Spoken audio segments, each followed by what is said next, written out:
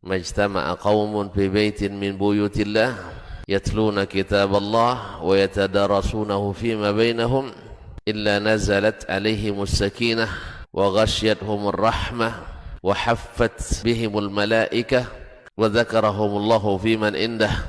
Tidaklah suatu kaum duduk di salah satu rumah Allah membaca ayat-ayat Allah dan sama-sama mempelajarinya kecuali turun kepada mereka as-sakinah, ketentraman dan kenyamanan. Wa ghasyiyatuhumur rahmah, dan mereka diliputi pula oleh rahmat, kasih sayang dari Allah Subhanahu wa taala. Wa haffat bihimul malaikah, dan mereka pun dikelilingi oleh para malaikat, karena malaikat suka majlis-majlis zikir dan ilmu.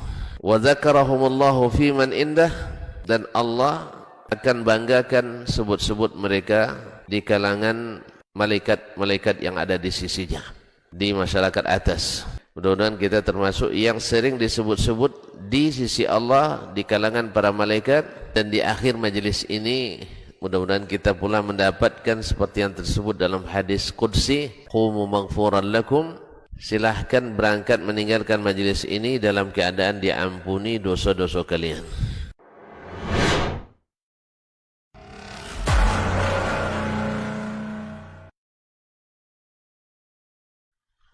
Orang yang keluar dari rumahnya menuju rumah Allah untuk menuntut ilmu syar'i, maka sungguh dia sedang berjalan di jalan ilmu, dan itu akan memudahkannya untuk menuju surga Allah Subhanahu wa taala. Man salaka tariqan yatlubu fihi ilman salakallahu bihi tariqan min turuqil jannah. Barang siapa yang menempuh sebuah jalan yang ditempuhnya adalah jalan menuntut ilmu, maka Allah akan mudahkan jalannya untuk menuju surga Allah Subhanahu wa taala. Orang yang berangkat ke masjid untuk menuntut ilmu syar'i dianggap sebagai jihad fi sabilillah. Nabi alaihi salatu wassalam bersabda, "Man dakhala masjidana hadza," barang siapa yang memasuki masjid kami ini, yakni Masjid Nabawi, liyata'allama khairan, untuk belajar atau mempelajari kebaikan, au yu'allimuhu, atau dia mengajarkan kebaikan, kal mujahidi fi sabilillah, adalah seperti orang yang berjihad di jalan Allah. Mudah-mudahan kehadiran kita di rumah Allah yang mulia ini, tujuan kita hanya satu, untuk mencari ridha Allah tabaraka wa taala. Mudah-mudahan ilmu yang kita pelajari, ilmu yang memberikan keberkahan, yang menerangkan jalan kita dan senantiasa menjaga kita di jalan Allah Subhanahu wa taala.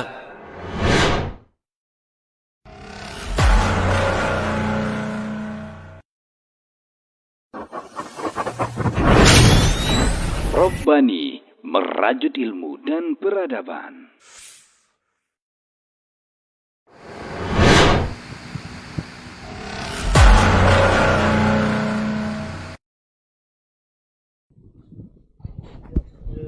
Ini berarti nanti kita tes cek.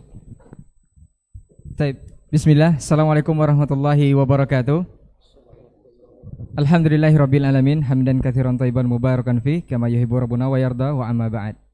91,1 FM Radio Rabbani, merajut ilmu dan peradaban. Generasi Rabbani dimanapun antum berada, juga pemirsa KMTV dimanapun anda bisa menyimak siaran kita di kesempatan siang hari ini. Alhamdulillah, bersyukur kita kepada Allah Subhanahu wa taala. Kemudian salawat beserta salam kepada Nabi Muhammad sallallahu alaihi wasallam selaku uswah hasanah kita dalam kehidupan.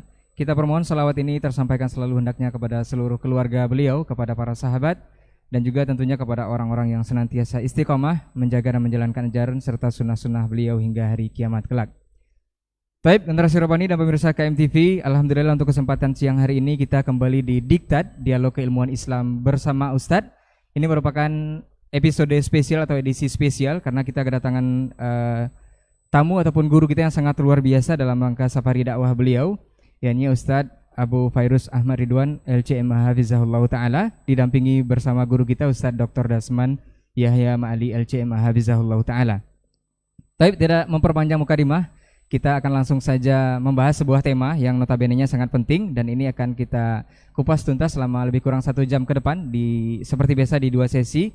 Sesi pertama nanti akan kita dengarkan pemaparan materi dari masing-masing narasumber, dan sesi kedua kita akan bersoal jawab di line WhatsApp di 081273335531. Kita sapa dulu beliau yang sudah hadir, guru kita Ustadz Abu Fairuz Ahmad Ridwan LCM Hafizahullah Ta'ala. Assalamualaikum warahmatullahi wabarakatuh Ustaz. Waalaikumsalam warahmatullahi wabarakatuh. Kabar baik Ustaz? Ahlan Ustaz. Alhamdulillah, ahlan bikum. Hai Ustaz. Hayakumullah. Kemudian Ustaz Dr. Dasman Yahya Mali LCM Hafizahullah Ta'ala. Assalamualaikum Ustaz. Waalaikumsalam warahmatullahi Sehat, Ustaz. wabarakatuh. Nah, Hayakallah. Alhamdulillah baik. Barakallah. Nah Ustaz, kita akan membahas sebuah tema berdakwah tanpa ujung. Ini seperti apa dan bagaimana, kita akan dengarkan pemaparan dari masing-masing pemateri kita. Untuk kesempatan pertama mungkin kita ke tuan rumah dulu Ustaz ya. Nah, kita ke Ustaz Dr. Dasman Yahya Mali LCMA Hafizahullah Ta'ala. Falyatafadhal mashkur Ustaz. Naam Ustaz. Bismillahirrahmanirrahim. Assalamualaikum warahmatullahi wabarakatuh. Alhamdulillahil azizil hamid, wa huwa alus thana'i wa tamjid. Ashhadu an la ilaha illallah wahdahu la syarika lah, wa ashhadu anna Muhammadan abduhu wa rasuluh, afdalul abid,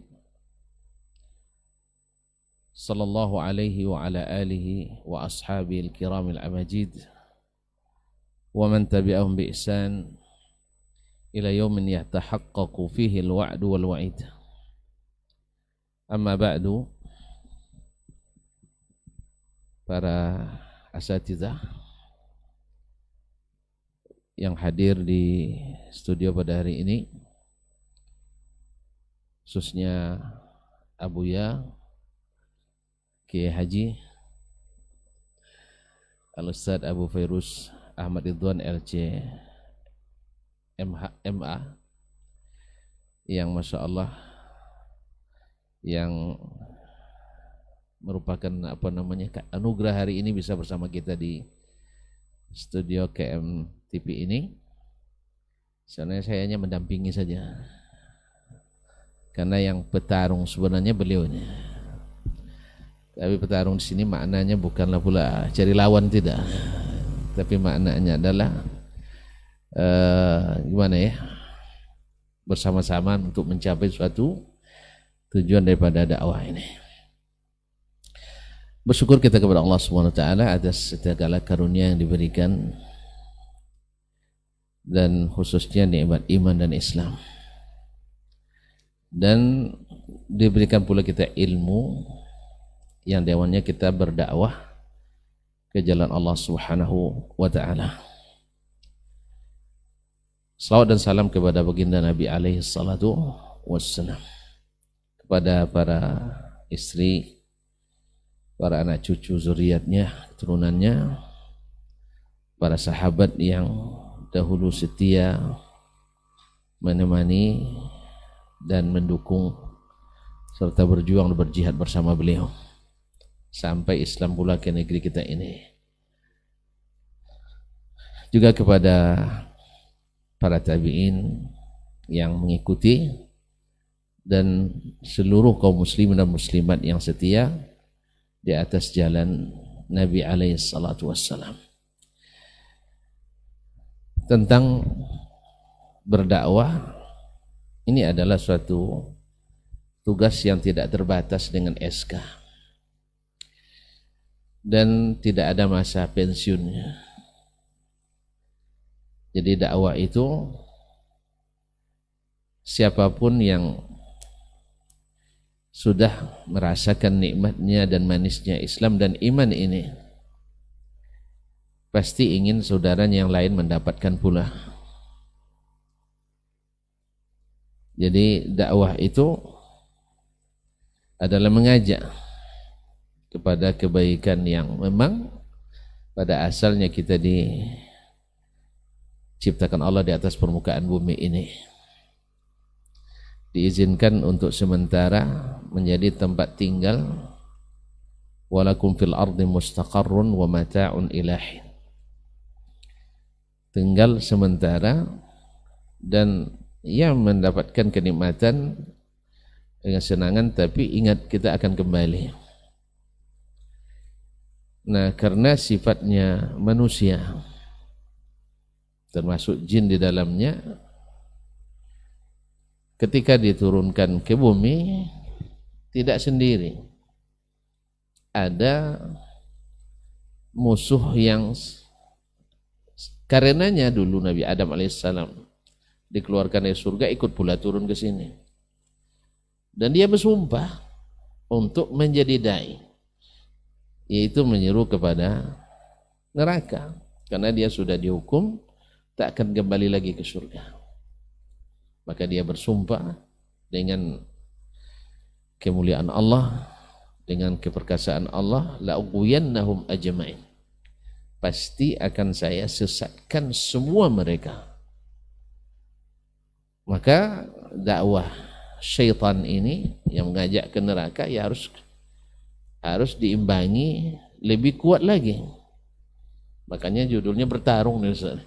Iya, bertarung dengan dai atau dengan iblis alaihi laknatullah, dengan para syaitan-syaitan yang senantiasa berlomba dengan kita, bahkan mereka siang malam dan tak terlihat oleh kita. Innahu yarakum huwa wa qabiluhu min haitsu la tarawnahum.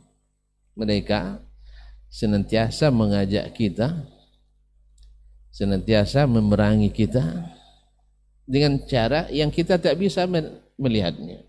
Dia dan para tentaranya siang malam dengan segala kekuatan yang dimilikinya. Oleh sebab itu Allah SWT kirim para duat, para da'i untuk berdakwah kepada Allah SWT.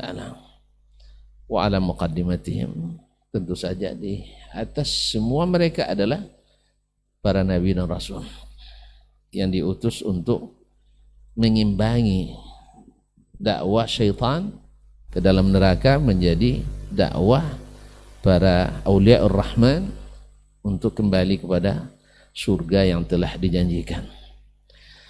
Oleh sebab itu maka dakwah ini tak ada ujungnya bagi kita, tentunya ujungnya hanya sampai wapi mati kita, karena dia bagian tak terpisahkan dari ibadah kita. Wa'bud rabbaka hatta ya'tiyakal yaqin. Bagaimana Nabi kita alaihissalatu wassalam juga dakwahnya sampai beliau meninggal. Oleh sebab itu pertarungan ini berlanjut terus menerus, ujungnya hanya hari kiamat. Oleh sebab itu beruntunglah kita bagian daripada kafilah dakwah ini. Mudah-mudahan juga kita bagian yang mengambil bagian terbesar, yang bisa masuk ke setiap bidang, setiap aspek, setiap fasilitas sarana prasarana yang bisa kita gunakan untuk berdakwah. Pokoknya ini pertarungan yang harus kita menangkan, dan alhamdulillah Allah sebutkan bahwa kaidus syaitan itu lemah. Inna kaidus syaitani kana dha'ifa. Sesungguhnya tipu daya syaitan itu sangat lemah.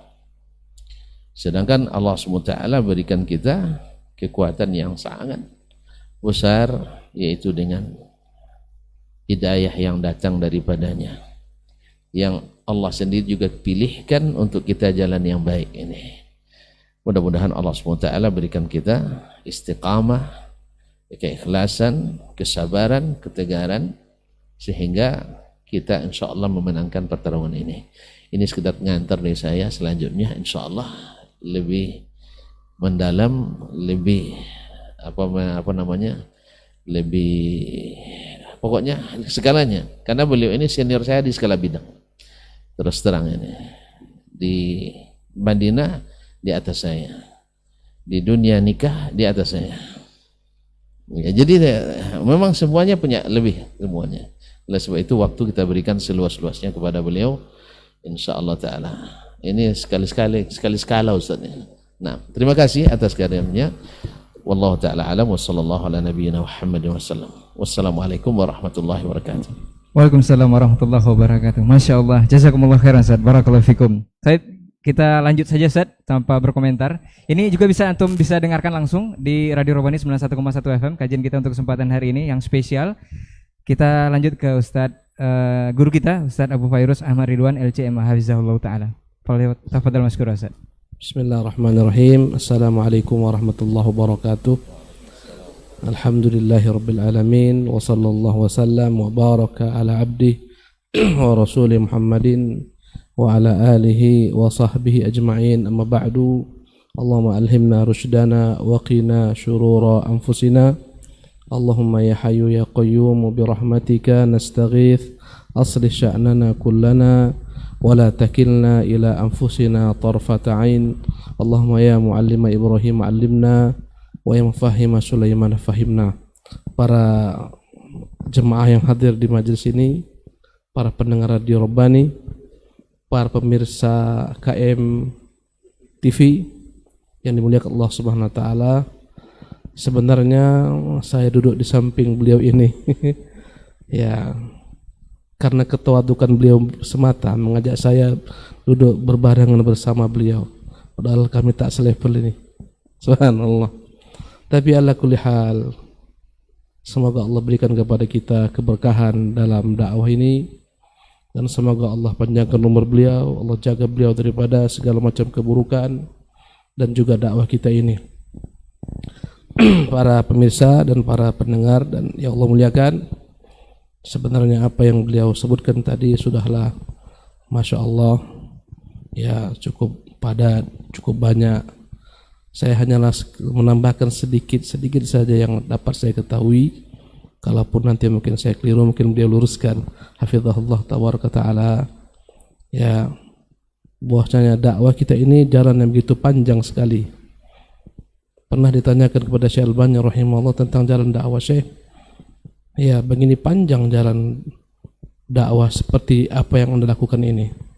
Harus cek hadis sahih, tak sahih, dhaif, tak dhaif. Ya, sampai kapan kita akan meraih keberuntungan, kejayaan? Terlampau panjang jalan ini. Ya. Maka ikhwati fillah rahimakumullah, jalan dakwah ini memang jalan yang begitu panjang. Ya, dan ujungnya ada pada Allah Subhanahu wa taala. Dan dilarang kita memotong kompas. Namanya isti'jal. Dan Nabi yang mulia SAW telah memberikan kepada kita isyarat. Manakala kaum muslimin di kota Makkah diteror, begitu dahsyat yang menimpa mereka, ada salah seorang sahabat Nabi yang namanya Khabbab ibn al-Arith. Dia ini budak milik salah seorang wanita Makkah. Manakala dia masuk Islam, ketahuan oleh tuannya dia seorang pandai besi. Ketika sedang memanaskan besi untuk membentuknya dalam keadaan besi memerah, membiru, tiba-tiba tuannya ambil besi tersebut, diletakkan di kepalanya. Ya, dan dia menjerit, histeris, kesakitan. Ya, sehingga dia datang menemui Nabi sallallahu alaihi wasallam. Nabi kala itu sedang berada di sisi Ka'bah. Maka dia berkata, "Ya Rasulullah, ala tastansir lana, ala tad'u lana?" Ya Rasulullah, tidakkah engkau minta kepada Allah agar Allah menangkan kita? Tidakkah engkau minta kepada Allah agar Allah SWT segerakan kemenangan kita? Ya. Maka Nabi yang mulia SAW melihat kepada Khabbab sambil tersenyum, beliau mengatakan, "Ya Khabbab, sungguh orang-orang sebelum kita itu lebih berat ujian dalam dakwah ini. Di antara mereka ada yang harus digergaji dari atas kepalanya hingga ke bawah, berpisah. Tapi tak menghalangi mereka untuk tetap dengan agama mereka, konsekuen dengan agama mereka. Di antara mereka ada yang sampai tulang dan kulit dipisah, tak menghalangi mereka daripada agama mereka, istiqamah. Walakinnakum qaumun tasta'jilun." Kata Nabi, namun kalian tergesa-gesa. Kesalahan fatal dalam jemaah dakwah adalah mereka tergesa-gesa ingin segera meraih kemenangan, tapi tidak memperhatikan bagaimana jalan yang telah dimulai oleh Rasulullah dan para sahabat. Tak mengikuti prosedur yang telah Allah SWT tentukan. Ya, semuanya ada prosedurnya, ada dasar-dasarnya, ada landasannya. Ya, mereka mau cepat, dan kita banyak melihat dalam tubuh kaum muslimin jamaat yang mereka ingin cepat untuk meraih kejayaan Islam, izzul Islam wal muslimin, sehingga mereka menempuh segala macam cara. Tapi mereka melupakan fondasi dasar dalam dakwah. Ya, dasarnya adalah tauhid. Maka kita tidak melihat jemaah-jemaah dakwah ini begitu peduli melihat tauhid, kecuali Allah rahmati segelintir saja dari kaum barisan ahli sunnah wal jamaah. Ya, maka akhirnya apa yang mereka bangun, ya, bagaikan membangun rumah tanpa pondasi. Fakharra alaihimus saqfu min fawqihim. Rumah dibangun tanpa pondasi, akhirnya rumah akan atap akan runtuh, rumah akan rubuh, menghimpit mereka. Jadi istijal dalam dakwah ada kesalahan fatal. Orang mau cepat, sebagian memperebutkan kekuasaan, jabatan. Menurut mereka inilah jalan yang pamungkas akan dapat merubah dakwah. Kita harus punya kekuasaan, kita harus punya jabatan, kita harus menang, kita harus pegang kursi. Ya, macam-macam yang mereka tempuh. Ya, ada jalannya, jalan yang mereka lakukan, jalan dakwah, sibuk dengan membenahi hati, qulub, hati semata. Tapi hanya berkutat di sana. Sebagian orang sibuk dengan parlemen, bagaimana mereka meraih kursi terbanyak. Sebagian orang dengan jalan yang lebih radikal, menumpahkan darah, berdarah-darah, al-halud damawi. Muncullah berbagai macam kelompok-kelompok radikal, ya, yang mereka ingin kejayaan Islam, ya, macam-macam jalan orang.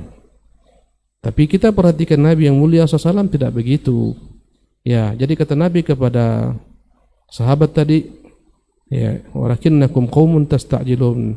Kata Nabi, wallahi, ini sumpah Nabi ini, demi Allah, la yutimmannallahu hadzal amra. Allah akan sempurnakan agama ini, Allah akan menangkan agama ini. Hatta yasira ar-rakibu min Sun'a ila Hadraut la yakhafu illallah. Ya. Nanti akan datang masanya dalam berriwayat al-dha'ina.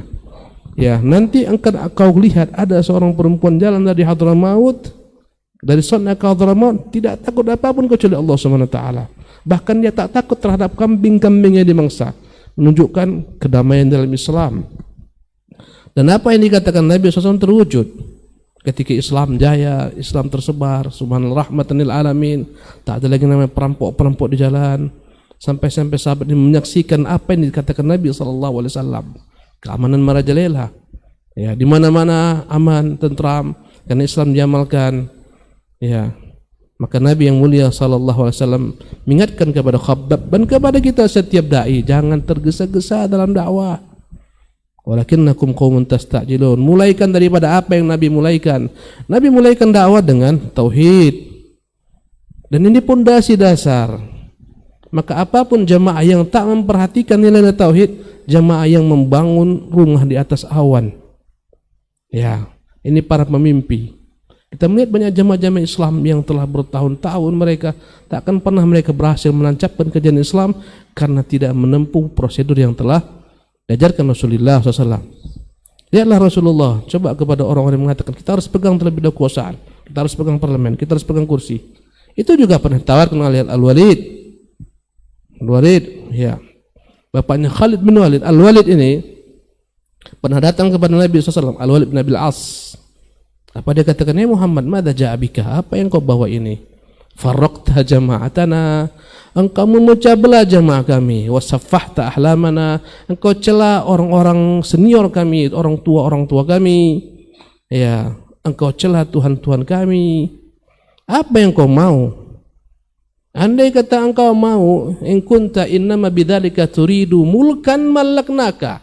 Kalau memang engkau mau jadi raja, kami jadikan engkau raja. Fala naqta amran duna, kami tak putuskan perkara tanpa engkau.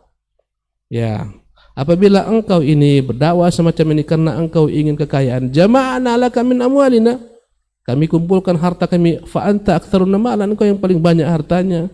Apabila kau ingin dengan dakwah mini wanita, kami carikan wanita yang paling cantik, kami berikan kepadamu. Andai kata kiranya engkau ini tersihir, kami carikan tabib yang akan menyembuhkanmu. Ya, tawaran demi tawaran. Dan Nabi yang mulia SAW, ya, mengatakan afaraqta ya Abul Walid, sudah selesai? Dia katakan sudah. Rasulullah bacakan di telinganya ayat-ayat yang merubah, ya raut wajahnya, subhanallah. Dia pulang kepada kaumnya, dia katakan, wah, ya, yang ku dengar ini begitu indahnya, mengakar ke bumi, menjulang ke langit.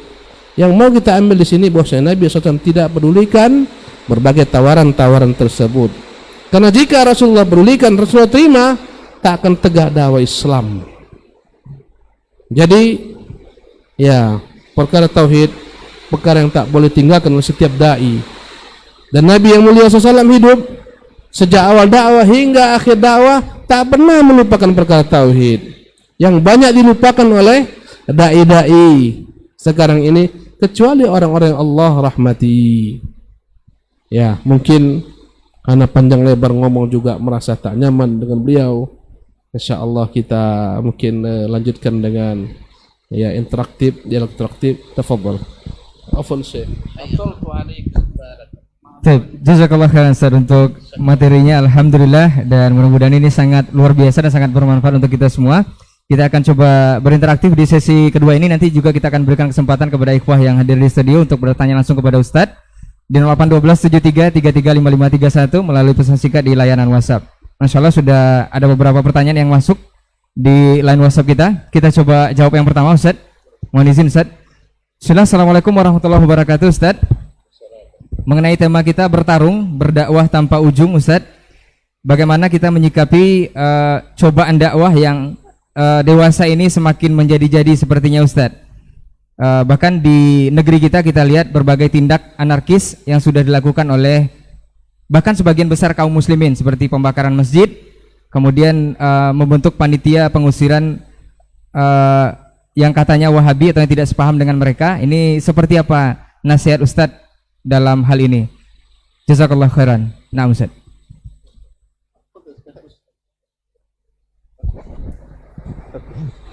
Bismillah walhamdulillah wa ba'du. Tentunya dalam dakwah ini, dakwah bukan perkara yang hari ini dimulai. Dia sudah ada ujungnya sejak masa Rasulullah SAW bermula. Jadi apa yang kita alami juga pernah dimulai oleh orang-orang terdahulu kita, bahkan para nabi dan rasul. Yang namanya ujian dalam dakwah itu adalah hal yang biasa. Dengan itu Allah menguji hamba-hambanya yang beriman, para dai-dai menguji keikhlasannya. Karena itulah Allah menghibur nabinya. Apa kata Allah Subhanahu wa taala? Wasbir kama sabara ulul azmi minar rusul.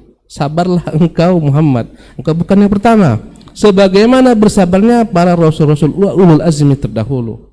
Fa in kadzdzabuka faqad kudzibat rusulun min qablik. Apabila engkau didustakan, sungguh telah dustakan orang-orang sebelummu.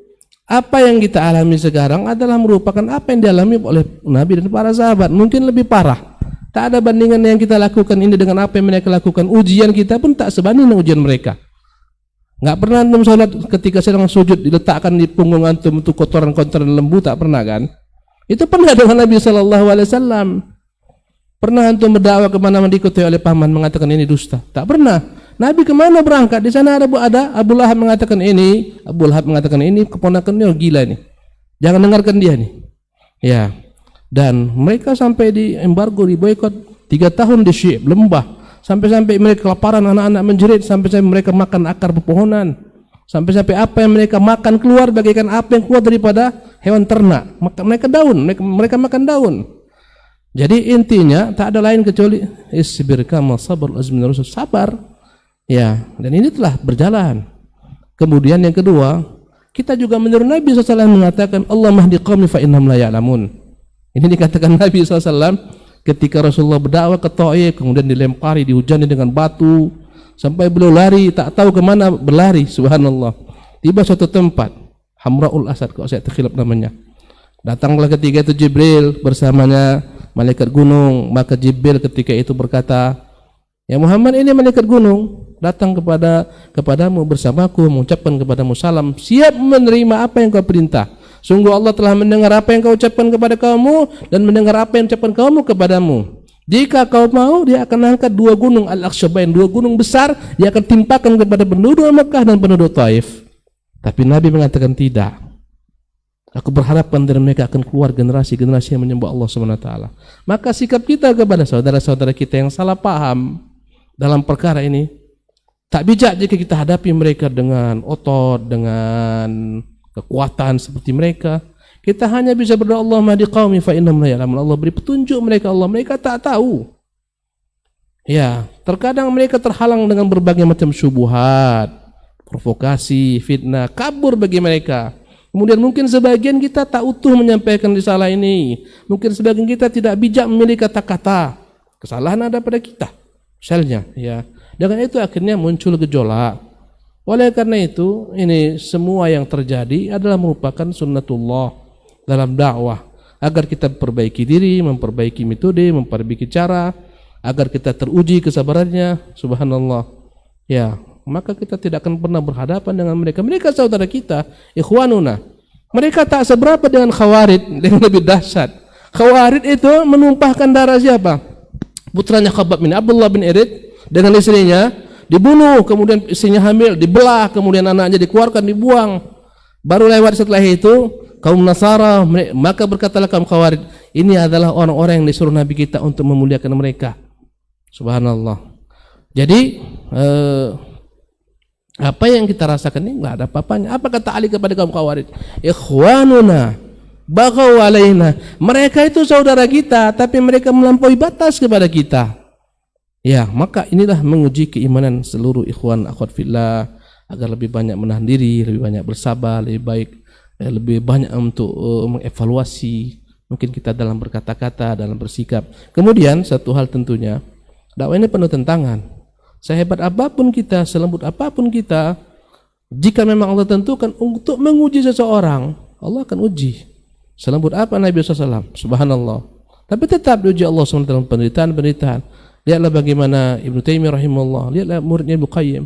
Ibnu Qayyim apa kekurangannya? Lihat buku-bukunya betapa indah, tak pernah nyinggung-nyinggung orang, betapa dahsyatnya, tapi tetap qadarullah masuk penjara, masuk. Ya. Jadi mungkin itu yang bisa kita lakukan. Sabar. Berdoa kepada Allah SWT agar Allah memberi petunjuk mereka, memperbaiki diri kita, metode kita, akhlak kita. Mungkin itu dari ana. Mungkin Syekh insyaallah lebih sempurna. Fadhal Syekh. Fadhal Syekh. Terima kasih, luar biasa, Masya Allah, tabarakallah. Saya ingin menambahkan aja bahwa setiap ada ujian biasanya ikhlas, insya Allah ta'ala.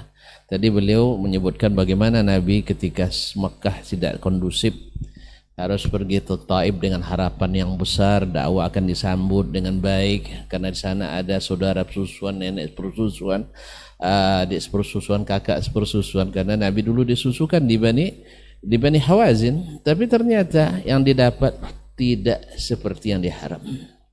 Akhirnya Nabi SAW sangat bersedih, sangat galau, sampai berjalan, tidak tahu kemana lagi harus berjalan, sampai ke Qarn Sa'alib. Di situ datang malaikat Jibril seperti yang beliau ceritakan. Lihat, Nabi SAW tidak membalas al-Isa'a bil-Isa'a, tapi beliau justru mendoakan seperti yang tafadhal Fadilatul Syekh, yaitu mendoakan, karena kita bukan ingin menghabisi dakwah ini, tidak. Kalau ada yang berdakwah ingin menjatuhkan, berarti salah kita. Dakwah demi Allah adalah untuk kita akan merasakan nikmatnya. Mengapakan mengikuti Nabi SAW. Ketika kita berdoa ikut cara Nabi, berzikir ikut cara Nabi. Bahkan kalau bisa seperti kata Sufyan Ats-Tsauri, kalau bisa garuk kepala tidak pakai sunnah, pakai sunnah, cari sunnahnya garuk kepala. Sampai demikian nikmatnya. Kenapa? Beliau manusia terbaik. Wa innaka la'ala khuluqin 'azim. Wa laqad kana lakum fi Rasulillahi uswatun hasanah. Jadi kita ini yang kita dakwakan. Cuman seperti tadi, ya Nabi dengan cara selembut-lembutnya, sehikmah-hikmahnya, tapi tetap tertuduh. Nah, bagaimana? Nabi sabar, kita juga mesti bersabar. Dan insya Allah setelah Nabi sampai pada puncak, intimidasi, provokasi, persekusi, semua itu sudah dialami beliau. Alhamdulillah Allah ternyata siapkan lahan yang subur untuk dakwah. Setelah kejadian itu datang utusan Ansar yang sebelumnya adalah belum bernama Ansar, orang Aus dan Khazraj ingin mencari suaka untuk sekutu ke Quraisy. Untuk Aus nak cari sekutu untuk melawan Khazraj, Khazraj cari sekutu untuk melawan Aus. Tiba-tiba mereka bertemu dengan baginda Rasulullah SAW. Beliau tawarkan Islam.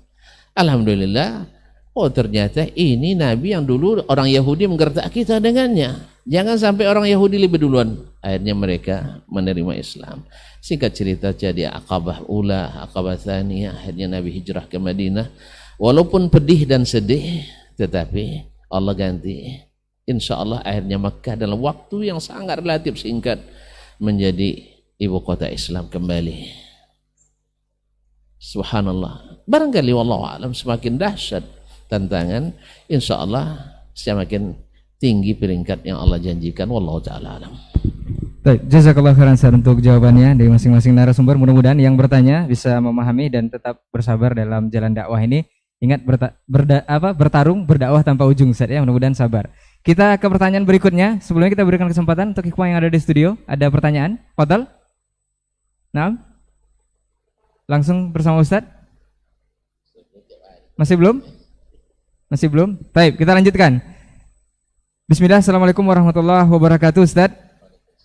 Dari Abu Abdullah di seputaran Tarai, mau bertanya Ustaz, bagaimana ciri-ciri ulama su dan ulama yang benar-benar menyerukan kepada jalan Rasulullah SAW, dan apakah dakwah dibolehkan untuk berinovasi atau berefort lebih baik? Mohon nasihatnya Ustaz. Jazakallah khairan. Fadal Ustaz. Antum lihat anak terus ya. Bismillah walhamdulillah ba'du. Bagaimana kita mengenal ini ulama su, ulama yang buruk, atau ini ulama yang benar? Allah Jalla wa'ala mengatakan walakin kunu rabbaniyina bima kuntum tu'allimuna alkitab wa ma kuntum tadrusun. Tapi jadilah kalian ulama rabbani. Nama radionya pun cocok kan? Radio Rabbani. Bima kuntum tu'allimuna alkitab wa ma kuntum tadrusun. Jadilah kalian ulama rabbani dengan apa yang kalian ajarkan kepada manusia berupa ajaran Alkitab dan apa-apa yang kalian pelajari daripada Alkitab. Maka dalam ayat yang mulia ini mengajarkan kepada kita bahwa ulama-ulama yang benar adalah ulama-ulama yang memang senantiasa merujuk kepada kitab, mengajarkan kepada manusia Alkitab, mempelajari Alkitab. Apa itu ulama-ulama rabbani? Kata para ulama rabbani adalah yang mengajarkan umat sigharul ulumi qabla kibariha, mengajarkan apa yang dibutuhkan umat secara prioritas. Dan tentunya ciri-ciri mereka itu, mereka tidak mengajak manusia kecuali kepada dalil kitabullah, sunnatul rasulillah. Karena mereka paham ketika Allah menyuruh kita berdakwah, ud'u ila sabil rabbik, serulah manusia ke jalan Tuhanmu. Dia tak menyeru manusia kepada pribadinya, kepada dirinya, kepada organisasinya, kepada gurunya, kepada syekhnya. Tidak. Dia hanya menyeru manusia kepada jalan Allah Subhanahu wa taala. Maka itu ciri-ciri ulama. Mereka menyeru manusia kepada kitabullah tabaraka taala. Tentunya dalam mengamalkan kitabullah takkan pernah kita mampu memahami secara utuh tanpa bantuan sunnatul Rasulillah. Maka ciri-ciri mereka menyeru manusia dalam memahami kitabullah sesuai dengan apa yang telah dijelaskan oleh Rasulullah sallallahu alaihi wasallam. Ya, maka jelas, andai kata ulama-ulama su, mereka dalam niat saja sudah salah. Menyeru manusia bukan kepada kitabullah, menyeru manusia imma kepada dirinya, kepada tuan gurunya, kepada syekhnya, kepada tradisinya, kepada ajaran leluhurnya. Tentunya ini menyalah, ya. Dan tentunya ini akan mengajarkan kepada manusia fanatik. Agama Islam, ciri-ciri dakwah yang benar, tidak menyeru manusia kepada pengelompokan. Karena agama kita melarang kita berkelompok-kelompok. Ya, segala macam bidah ini akan membuat manusia berkelompok-kelompok. Sementara sunnah menyatukan, karena itulah disebut ahlu sunnah wal jamaah, karena mereka tegak di atas sunnah. Yang kedua, mereka berjamaah, mengajak orang bersama-sama untuk mengamalkan sunnah. Itulah ciri-ciri ahlu sunnah jamaah. Kebalikannya adalah ahlul bidah wal furqah, orang-orang yang menyeru kepada bidah, tidak tegak kepada sunnah, di atas sunnah, dan mengajak orang untuk berkelompok-kelompok. Ya, ini kelompokku, ini kelompokmu. Dan ini tentu bertentangan dengan prinsip Quran, wala takunu minal musyrikin. Jangan kalian meniru orang-orang musyrik, minal ladzina farraqu dinahum wa kanu syi'an. Mereka berkelompok-kelompok, bersekte-sekte. Kalau sudah muncul sekte kelompok, setiap kelompok akan mengatakan dia nomor satunya. Kata Allah, kullu hizbin bima ladayhim farihun. Setiap kelompok mengatakan dia yang paling hebat. Ya. Jadi bagaimana pula dengan salafi itu? Apakah dia kelompok? Salafi itu bukan kelompok. As-salafu wal Islam. Al-Islamu huwa salaf. Teringat perkataan Syekh Muhammad Musa Al-Nasr ketika beliau masih hidup, ketika daurah Syekh. Apa dia katakan? As-salafu huwal Islam, wal Islam huwa salaf. Salaf itu Islam sendiri. Islam itu salaf. Tapi Islam bagaimana? Islam yang murni. Ghaddan tariyan kama nuzil, bagaikan daging segar yang kita konsumsi, yang segar fresh daripada Allah Rasulnya, itu yang kita amalkan. Islam inilah namanya salaf. Karena itulah salaf itu tak ada yang namanya kartu anggota salaf. Mana anggota kartu? Tak ada. Tak ada. Mana pemimpin salaf? Mana? Enggak ada. Dia Islam, pemimpinnya ya Rasulullah SAW. Ya, maka ciri-ciri jelas. Ulama masuk tadi yang menyeru manusia bukan kepada Quran dan Sunnah, menyeru manusia agar fanatik kepada segala sesuatu. Ada yang fanatik kepada gurunya, kepada masyarakatnya, tradisinya, dan macam-macam. Ya, ini ciri-ciri yang zahir, yang tampak. Kalau mereka berbicara, enggak mengatakan qala Allah, qala Rasul, qala sahabat, enggak. Qultu, qala fulan, kataku, menurutku, menurut saya. Karena inilah senjata mereka. Mungkin ini mukaddimah, tambahan insyaallah, tentu beliau insyaallah lebih menyempurnakan. Tafadhol Ustaz. Baik, jazakallahu khairan Ustaz. Mau ditambahkan Ustaz? Nah, kita ke pertanyaan berikutnya Ustaz. Dari Ghuraba di seputaran Cipta Karya, Masya Allah. Nah, barangkali dimulai dari Ustaz Dasman dulu ya. Nah, ini semoga Ustaz dan keluarga Allah berkahi. Izin bertanya Ustaz, bagaimana pandangan Ustaz dengan dakwah mengikuti perkembangan zaman Ustaz? Ini seperti dakwah via media sosial, membuat yayasan, ormas, bahkan melalui parlemen. Jazakallah khairan. Nah Ustaz, falyatafadhal masykura. Subhanallah. Ya memang dakwah memang mengikuti perkembangan zaman. Kalau maknanya adalah dakwah tidak merubah apa yang didakwahkan. Tapi kalau merubah apa yang didakwahkan itu tidak. Artinya kita berdakwah dengan sarana dan prasarana yang dulu tidak ada. Ini sunnah. Menggunakan sarana yang tidak ada di zaman Nabi. Sekarang ada zaman kini, ini sunnah Nabi SAW.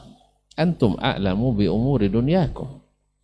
Jadi segala sesuatu. Antum berdakwah dari sini, dari Batam ke naik pesawat. Dulu kan ada pesawat. Ini merubah enggak? Setelah naik pesawat, sholat berubah jadi 5 waktu. Az-zuhur menjadi 5 rakaat. Kalau berubah gara-gara itu berarti dia sudah menjadi masuk ke ghaya. Tapi kalau tidak merubah dakwah, hanya sarana, ya harus mengikuti perkembangan zaman. Dulu kita nulis di batu tulis, bukan di kertas. Kemudian ditemukan kertas. Kemudian sekarang orang pakai sistem digital. Ya, orang tidak bawa buku lagi, kita bawa apa namanya, saya tidak tahu juga namanya, Android, iPad dan sebagainya. Nah, ini semuanya sunnah. Ya, sunnah Nabi SAW. Karena Nabi sudah bukakan seluas-luasnya, antum a'lamu bi umuri dunyakum. Masalah kendaraan, ketika Allah berbicara tentang kendaraan yang ada zaman Nabi, wal khayla wal bighala wal hamira litarkabuha wa zina wa yakhluqu ma la ta'lamun. Allah ciptakan bagi kamu al khayl, kuda, wal bighal, bagal, peranakan kuda dengan keledai, kemudian wal hamir, keledai, sebagai kendaraan, wazina, dan perhiasan yang kalian bangga-banggakan. Wa yakhluqu ma la ta'lamun. Nanti akan Allah ciptakan lagi kendaraan lain, perhiasan lain yang belum kalian ketahui. Berarti Allah sudah otomatis menghalalkan segala kendaraan yang ada yang belum ada di zaman Nabi sallallahu alaihi wasallam. Bahkan Hakim At-Tirmizi meriwayatkan, seperti yang saya dapatkan dalam kitab Al-Istinara fi Adabi Rukubis Sayyarah, bahwasanya dari Nabi sallallahu alaihi wasallam, bahwasanya Nabi SAW mengatakan ada nanti suatu zaman umatku naik kendaraan dari dalamnya. Alhamdulillah tidak ada ini onta dilobangi perutnya lalu orang dari dalam, tidak ada. Nah ini wallahu alam, sebagian ulama sekarang menafsirkannya dengan kendaraan-kendaraan yang ada pada zaman kita, di mana para pengendaranya dari dalam bukan lagi dari atasnya. Wallahu taala alam. Baik, jazakallah khairan Ustaz. Ada tambahan Ustaz? Nah, ya, bismillah walhamdulillah ba'du. Tentunya sebagaimana yang Fadilatuhu mengatakan, ya memang kendaraan berkembang sebagaimana berkembangnya zaman. Dalam dakwah pun juga ada mungkin beberapa hal yang tak ada. Menjadi ada, dahulu manusia itu tak kenal yang namanya sekolah seperti sekarang. Ada kelasnya, ada tingkatannya, jenjangnya. Kemudian sekarang ada, ya. Kemudian dahulu orang tak mengenal yang namanya yayasan. Kemudian ada. Pada hakikatnya hal semacam ini sarana, selama tetap dalam sarana tak ada masalah. Ya, tapi ketika sarana ini menjadi tujuan, dibangun di atasnya wala wal bara, karena kau tak sama dengan yayasannya, engkau berarti saya lepas daripadamu. Ya, ketika itu jadi masalah. Selama memang sarana dijadikan sebagai sarana enggak ada masalah, tapi sarana kendaraan dijadikan tujuan, maka ketika itulah dakwah ini akan menyala. Dengan itulah kita berupaya untuk senantiasa menjadikan sarana tetap sebagai sarana, bukan sebagai tujuan dakwah. Manakala dia menjadi tujuan, ketika itu terjadilah penyimpangan-penyimpangan. Dan dalam perjalanan waktu ada saja mungkin sebagian daripada sarana-sarana seperti organisasi, ormas, yayasan, tanpa disadari oleh orang-orang dalamnya, ya mereka akhirnya membangun loyal di atas ini. Ketika itulah terjadi penyimpangan dalam dakwah. Kembalikan lagi kepada kebenaran. Ud'u ila sabil rabbika tadi, serulah manusia ke jalan Tuhanmu dengan bil hikmah wal mau'izatil hasanah wa jadilhum billati ahsan, dengan hikmah, dengan nasihat yang baik, dengan diskusi yang baik. Kembalikan lagi mereka ke sana. Ya, maka pada hakikatnya sebagaimana beliau katakan, enggak ada masalah. Melalui radio, melalui televisi dan semacamnya enggak ada masalah. Sama-sama menyampaikan. Dahulu menyampaikan tanpa mikrofon, sampailah kepada mereka suara. Ya, Nabi ketika di hadapan 100 sekian ribu para sahabat, 130 ribu sahabat pada Haji Wada, suara Nabi itu tak lantang, tapi Allah sampaikan, sampailah ke telinga mereka semua. Dan sekarang Allah mudahkan kita duduk di sini, di Kampar, di Pekanbaru, Allah sampaikan ke berbagai macam penjuru. Intinya sampai baik dengan mikrofon, baik dengan media sosial, FB dan semacamnya, IG. Yang penting sampai dakwah. Yang penting dakwah tadi tak berubah, tetap sebagaimana kata beliau. Salat tetap 5 waktu dan seterusnya.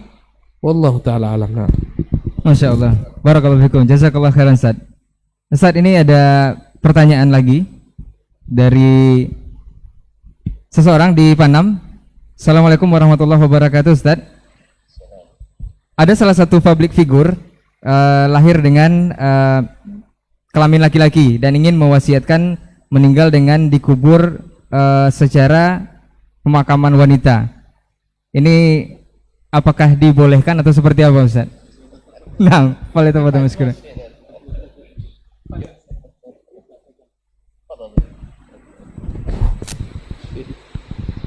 Bismillah walhamdulillah ba'du. Dalam Al-Quranul Karim tak ada orang pertengahan. Kalau bukan laki-laki, perempuan. Kata Allah, laisa dzakaru kal untha. Takkanlah sama laki-laki dengan perempuan. Tak ada kata-kata laisa dzakaru kal khuntha. Enggak ada. Tak sama laki-laki dengan wariyah, tak ada. Jadi pada prinsipnya, wallahu taala alam, manusia itu hanya dua. Kalau bukan laki-laki, maka wanita. Ya, sebagaimana Allah buat dalam kitab suci Al-Quran. Ya, Allah berikan daripada anak Adam itu ada laki-laki, ada perempuan, tak ada yang tengah-tengah. Dalam mungkin pembahasan ilmu faraid ada namanya al-khuntha, mungkin ya. Tapi dalam ilmu faraid tak sama dengan apa yang berkembang. Al-khuntha itu adalah seseorang yang Allah uji memiliki kelamin ganda, al-khuntha. Nah, ketika itu ulama kan melihat mana yang lebih dominan. Andai kata yang lebih mendominasi adalah yang keluar daripada kemaluan laki-laki, berarti dia laki-laki. Andai kata lebih dominasi kepada perempuan, maka dia perempuan. Maka tak ada yang namanya transgender dalam Islam, tak ada. Dan ini bertentangan dengan Islam. Dan ini adalah merupakan cara syaitan untuk menyesatkan manusia. Di antara janji syaitan dalam Al-Quran, syaitan mengatakan, wala amurannahum fala yughayyirunna khalqallah. Aku akan suruh mereka agar mereka merubah ciptaan Allah Subhanahu wa taala. Inilah tipu daya syaitan. Dan secara logika kita, andai kata ini dibenarkan dan ini menjadi tren di masyarakat, subhanallah, punah anak bangsa, punah umat ini. Ya, coba lihat di negeri-negeri kufar, bandingkan dengan negeri-negeri kaum muslimin. Negeri kufar jumlah mereka semakin minim. Pertama, mereka tak mengakui namanya lembaga pernikahan. Pernikahan banyak tanggung jawabnya. Mereka lebih mendahulukan free sex, kumpul kebu. Ya. Kemudian mereka paling anti yang namanya anak, banyak kewajiban. Sehingga mereka tak mau punya anak, karena itu mereka kebingungan. Negara-negara kufar sana mereka memberikan banyak donasi, bahkan support untuk perempuan-perempuan yang mau melahirkan memiliki anak. Subhanallah. Ditambah dengan diresmikan lembaga-lembaga pernikahan sejenis di mereka. Laki-laki sama laki-laki menikah, perempuan dilegalkan. Subhanallah. Ini andai kata dibiarkan punah umat manusia. Dan mereka kebingungan melihat kaum muslimin di negeri-negeri kufar, negeri-negeri Eropa sana, populasi mereka semakin meledak karena mereka tak menerima konsep semacam ini. Mereka terus beranak pinak, sementara mereka tak mau beranak, tak mau menikah. Subhanallah, akhirnya dampak perkembangan Islam begitu mengkhawatirkan mereka karena begitu dahsyatnya populasi.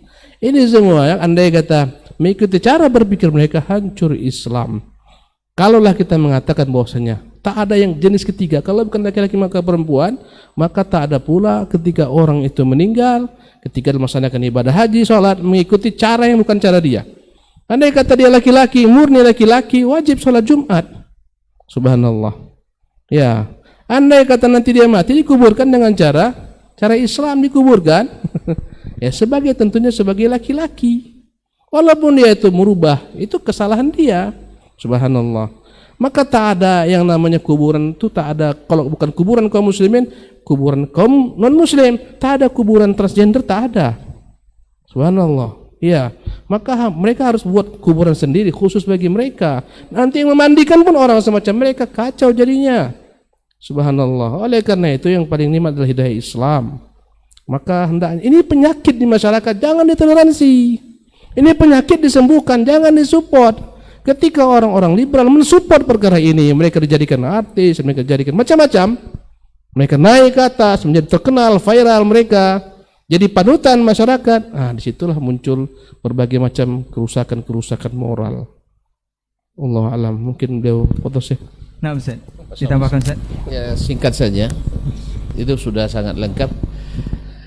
Jadi ibaratnya wasiat untuk melakukan sesuatu yang tidak disyariatkan, itu tidak wajib ditunaikan. Sebagaimana nazar, bila seorang bernazar sesuatu yang tidak disyariatkan, tidak boleh dilakukan. Banyak kasus terjadi zaman Nabi SAW ketika kisah Abu Israil bernazar puasa sambil berjemur dan tidak mau berbicara. Dilihat oleh Nabi SAW, siapa ini? Oh, kata Abu Israil, nazara ayasum wala yastadhil wala yatakallam. Kata Nabi SAW, murhu fal yutimma sawmahu wal yastadhil wal yatakallam. Suruh dia untuk tetap puasa, karena puasa disyariatkan, tapi berjemur tidak. Maka suruh dia berlindung dan tetap berbicara seperti biasa. Ada lagi wanita bernazar naik haji jalan kaki. Ini kan menyulitkan. Zahirnya bagus, tapi tidak disetujui oleh syariat. Kata Nabi SAW, innallaha ghaniyun an tu'adziba ukhtuka au ummuka nafsaha. Allah tidak butuh seseorang menyiksa dirinya untuk mendapatkan pahala. Murha faltahuj wal tarkam. Suruh dia tetap haji, karena haji disyariatkan, dan hendaklah mengendarai. Demikian juga dengan wasiat. Bila seandainya wasiat itu bertentangan dengan apa yang disyariatkan, maka tidak mesti dilaksanakan. Wallahu ta'ala alam. Baik, jazakallah khairan Ustaz untuk jawabannya dan juga nasihatnya, dan mudah-mudahan ini bisa antum pahami yang bertanya. Masya Allah, ini sangat banyak pertanyaan Ustaz, kita jawab dulu Ustaz. Nah, kita jawab pertanyaan yang ini. Tapi mengenai transgender tadi, untuk media sosial sudah ada jenis kelamin yang ketiga Ustaz. Jadi pilihan waktu masuk Facebook misalnya ada laki-laki, perempuan, habis itu lainnya Ustaz. Nah, ini kita jawab pertanyaan dari Jali di Rumbai Ustaz. Assalamualaikum warahmatullahi wabarakatuh. Ustaz, banyak masyarakat yang berpikir kalau hadirnya virus terbaru ini jenis masih varian corona, tapi ketika menjelang hari besar Islam saja Ustaz, menjelang Ramadan muncul virus baru atau varian baru, sebut saja Omicron yang warawiri ini juga viral juga Ustaz. Ini apa nasihat Ustaz untuk khususnya pendengar Radio Robani dan pemirsa KMTV ini jelang Ramadan ini Ustaz, menyikapi hal ini? Nah Ustaz.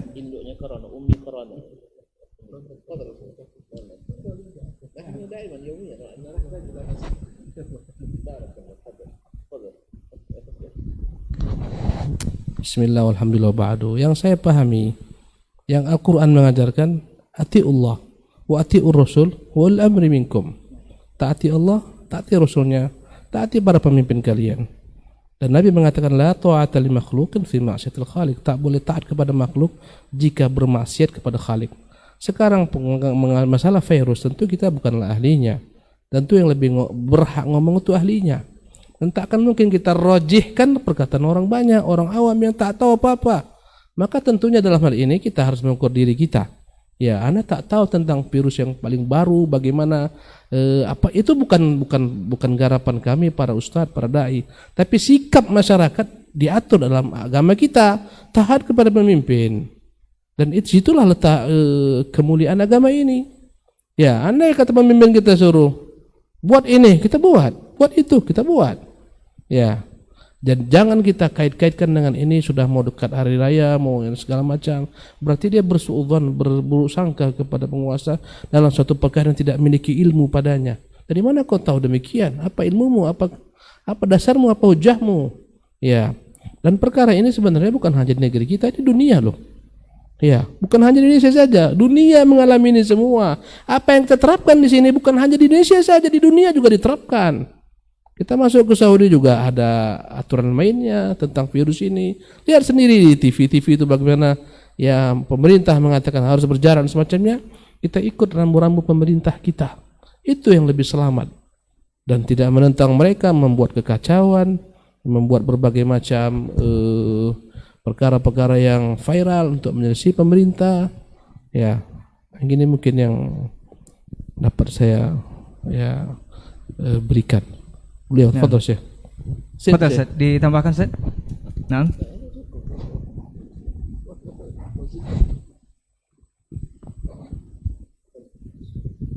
Salatu wassalamu ala Rasulillah. Seperti yang beliau katakan, kita bukan ahlinya. Kalau tanya ke Ustadz nanti, kalau dijawab dengan perasaan, ya kita akan katakan, kok tibanya di Ramadan saja, atau tibanya ketika mau hari raya saja. Ini kan perasaan kita. Tapi apakah benar datangnya hanya di Ramadan secara ilmiah? Bisa dibuktikan. Yang kedua, andainya dalam masalah ini terjadi khilaf. Dalam bab usul fikih disebutkan idza ikhtalafal hakim wal alim fi mas'alatin ijtihadiyah fal qawlu qawlul hakim. Apabila terjadi perbedaan pendapat dalam masalah yang murni ijtihad. Ini kayak ijtihad, karena nampak virusnya. Abu virus saja tidak tahu nih. Nah, ini ummi virus yang datang. Omikron kan, ummi corona gitu. Iya, tidak tahu kita. Ini masalah sifatnya ijtihad, hanya membaca indikasi-indikasi, membaca gejala-gejala, membaca tanda-tanda alam. Ya, kalau saya tidak pandai membacanya. Nah, sekarang berpendapat saya, kok saya melihat kok datangnya Ramadan, Idul Fitri, Idul Adha. Itu kan sangkaan saya. Tapi apakah memang antum bisa membuktikan dia hanya datangnya waktu itu? Atau hanya diisytiharkan waktu itu? Mungkin dia datang setahun baru kemarin dia datang, tapi tidak diisytiharkan. Sebab, wallahu a'lam, saya melihat dari sisi kerumunan orang Islam lebih ramai dari kerumunan orang yang non-Muslim. Ya, kalau sempat umat Islam kemarin tahun baru dibiarkan, yang meramaikan itu orang Islam. Ada juga baiknya ketika umat Islam dilarang untuk memperingati tahun baru. Sebenarnya baik untuk kita itu, sehingga tidak perlu lagi membuat amalan-amalan baru di malam tahun baru. Sebenarnya bagus itu. Nah, itu yang pertama. Jadi bila seandainya terjadi ikhtilaf antara perkataan alim dengan hakim, maka yang didahulukan perkataan al-hakim. Nah, kecuali antum tidak mengakui pemerintah, kalau saya angkat tangan saya tidak bisa. Karena kita kalau saya mengakui, ya saya mengakui. Kalau antum tidak mengakui berarti beda dalam pandangan ini. Kalau beda dari asasnya tentu beda ke furu'nya. Nah, kalau saya mengakui bahwa pemerintahan kita adalah pemerintahan yang sah, yang wajib kita taati selama tidak durhaka pada Allah. Alhamdulillah yang dibatasi kan cuma kerumunan. Tidak dibatasi, antum mau sholat berjamaah boleh, sholat berjamaah di rumah, kan jamaah itu kan tidak wajib di masjid. Jamaah ini kan secara hukum fikih ini jamaah dimanapun sah. Itu ya, Cuman di mana yang afdalnya? Di masjid. Ya, di masjid. Tapi kalau seandainya tidak bisa di masjid, misalnya kita punya sekolah tidak ada masjid, tetap berjamaah sah di lokal. Atau kita dalam perjalanan, kita nak berjamaah tidak ada masjid dan perjalanan, kita sah berjamaah di lapangan. Atau ketika kita sedang bercamping, berkhaimah misalnya, kan tidak bawa masjid kita ke situ, kita nak tetap juga berjamaah sah dimanapun. Oleh sebab itu, kalau seandainya aturan mengharuskan kita mengikuti, alhamdulillah MUI kita juga berfatwa yang sama.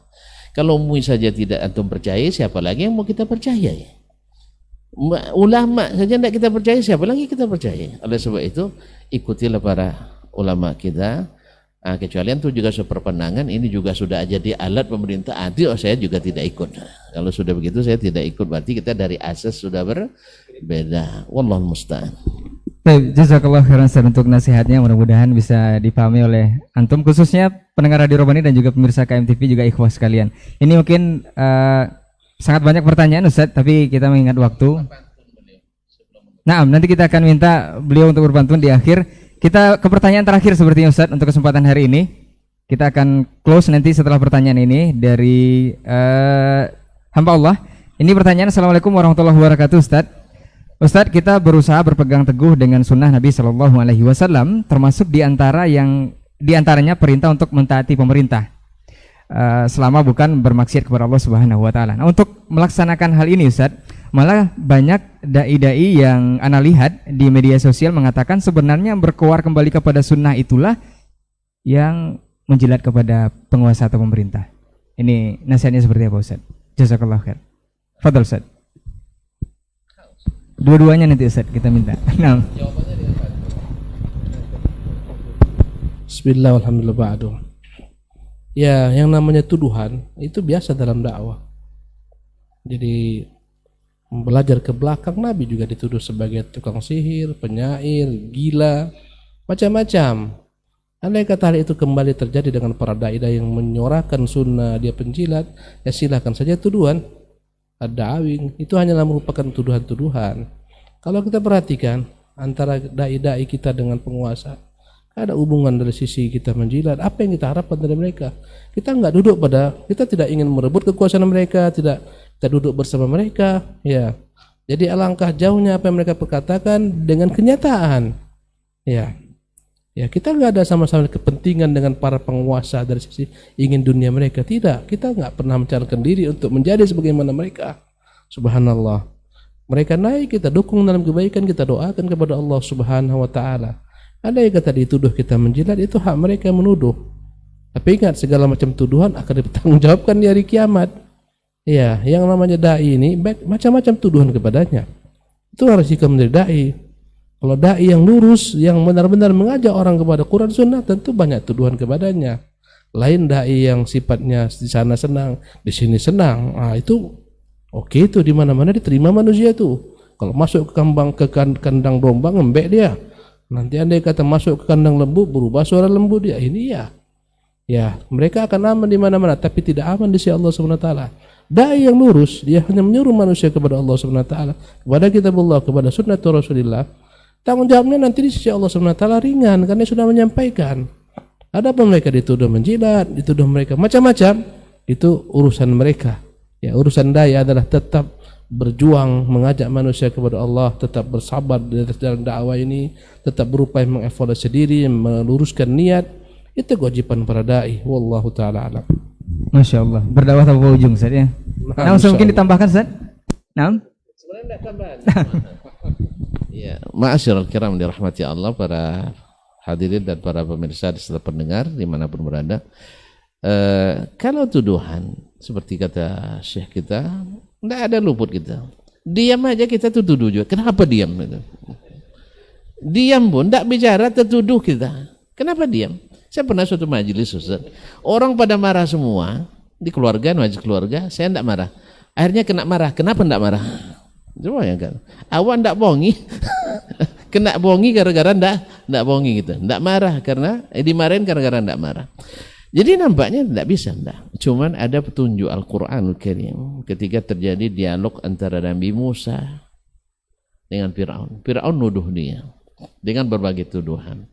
Di antara tuduhannya, kami berjasa kepadamu. Alam nurabbika fina. Bukankah kami sudah mendidikmu bertahun-tahun? Kemudian wa fa'alta fa'lataka allati fa'alta. Kemudian kamu melakukan ini dan itu, membunuh orang, kemudian lari dari kami.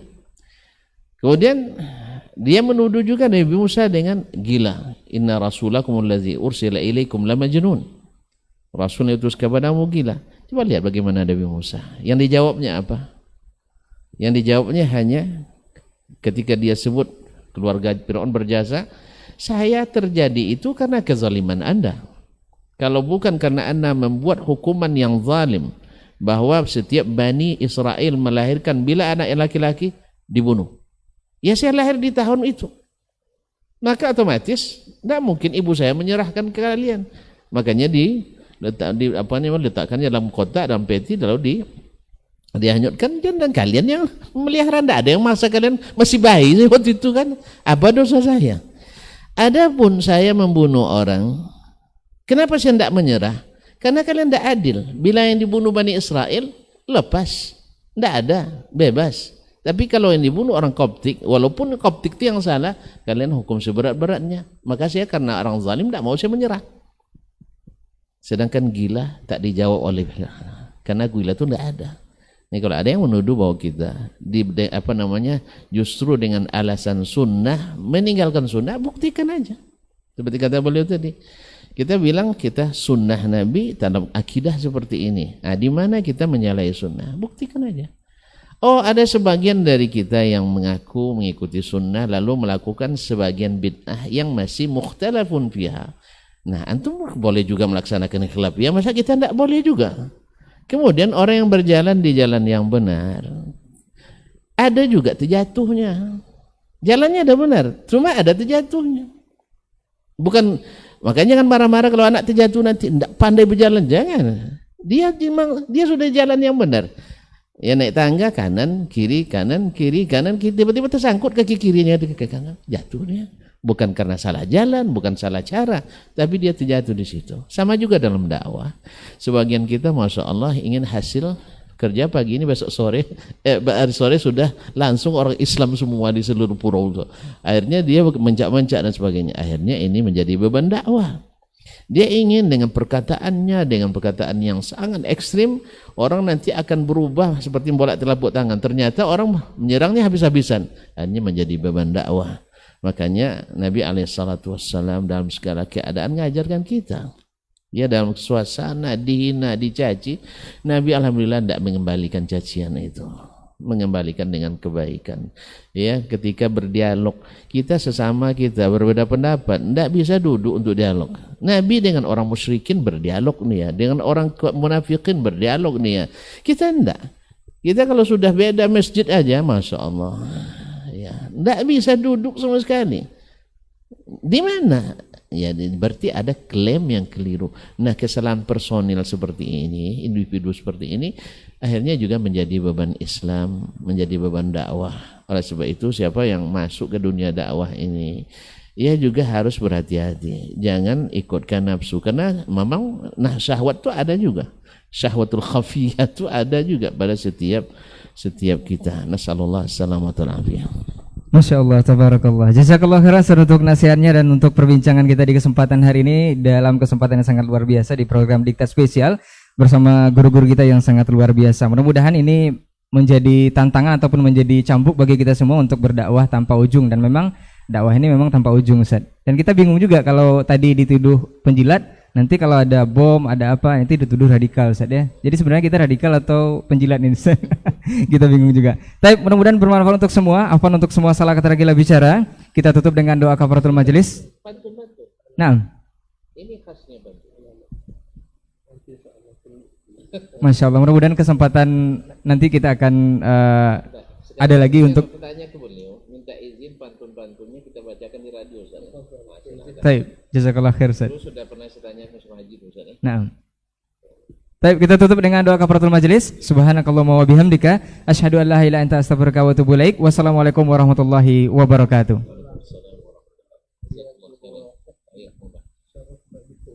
Masya Allah.